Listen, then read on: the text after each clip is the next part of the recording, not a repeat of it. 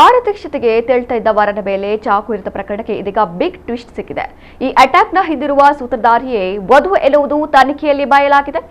ರವೀಶ್ನ ಮದುವೆಯಾಗಬೇಕಿದ್ದಂತಹ ವಧು ನಯನ ಪ್ರಿಯಕರ ದರ್ಶನ್ ಓರ್ವ ಅಪ್ರಾಪ್ತನನ್ನ ಪೊಲೀಸರು ಬಂಧಿಸಿ ವಿಚಾರಣೆಗೊಳಪಡಿಸಿದಾಗ ಅಸಲಿ ಕತೆ ಬಯಲಾಗಿದೆ. ತಮಟೆ ಹೊಡೆಯುವ ಕೆಲಸ ಮಾಡ್ತಿದ್ದ ದರ್ಶನ್ ಎನ್ನುವಾತನನ್ನ ನಯನ ಲವ್ ಮಾಡ್ತಾ ಇದ್ಲಂತೆ. ಆದ್ರೆ ದರ್ಶನ್ ಕೆಲಸದ ಬಗ್ಗೆ ಮನೆಯಲ್ಲಿ ಹೇಳಲು ಹೆದರಿದ್ದಳು. ಹೀಗಾಗಿ ಈ ಮದುವೆ ನೀನೇ ನಿಲ್ಲಿಸು ಎಂದು ನಯನ ಪ್ರಿಯಕರ ದರ್ಶನ್ಗೆ ಹೇಳಿದಳು.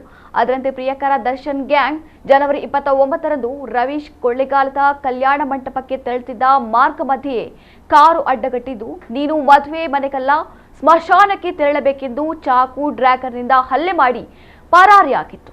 ಬಳಿಕ ರವೀಶ್ ದಾಖಲಾಗಿದ್ದ ಆಸ್ಪತ್ರೆಗೆ ಓಡೋಡಿ ಬಂದಿದ್ದ ನಯನ ತನಗೆ ಏನೂ ಗೊತ್ತಿಲ್ಲ ಎನ್ನುವಂತೆ ಕಣ್ಣೀರಿಟ್ಟಿದ್ದಳು. ವರ ರವೀಶ್ ಬಳಿ ಮದುವೆ ಮಾಡಿಕೊಳ್ಳಿ ಎಂದು ಬೇಡಿಕೊಂಡಿದ್ದಳು. ನೀವು ಕೈಕೊಟ್ರೆ ನನ್ನನ್ನು ಯಾರೂ ಮದುವೆಯಾಗೋದಿಲ್ಲ ಎಂದು ನಾಟಕವಾಡಿದಳು. ಅದಾಗಲೇ ರವೀಶ್ಗೂ ಸಹ ಅನುಮಾನ ಬಂದಿದ್ದರಿಂದ ನಯನಾಳನ್ನ ಮದುವೆಯಾಗಲು ನಿರಾಕರಿಸಿದ್ದ. ಇದೀಗ ನಯನಾಳ ಅಸಲಿ ನೌಟಂಕಿ ಆಟ ಬಯಲಾಗಿದೆ. ಸದ್ಯ ಆರೋಪಿಗಳನ್ನ ಬಂಧಿಸಿರುವ ಪೊಲೀಸರು ಕೃತ್ಯಕ್ಕೆ ಬಳಸಿದ ಕಾರನ್ನು ವಶಕ್ಕೆ ಪಡೆದಿದ್ದಾರೆ. ಮತ್ತಿಬ್ಬರು ಆರೋಪಿಗಳ ಬಂಧನಕ್ಕೆ ಶೋಧ ಕಾರ್ಯ ಮುಂದುವರೆಸಿದ್ದಾರೆ.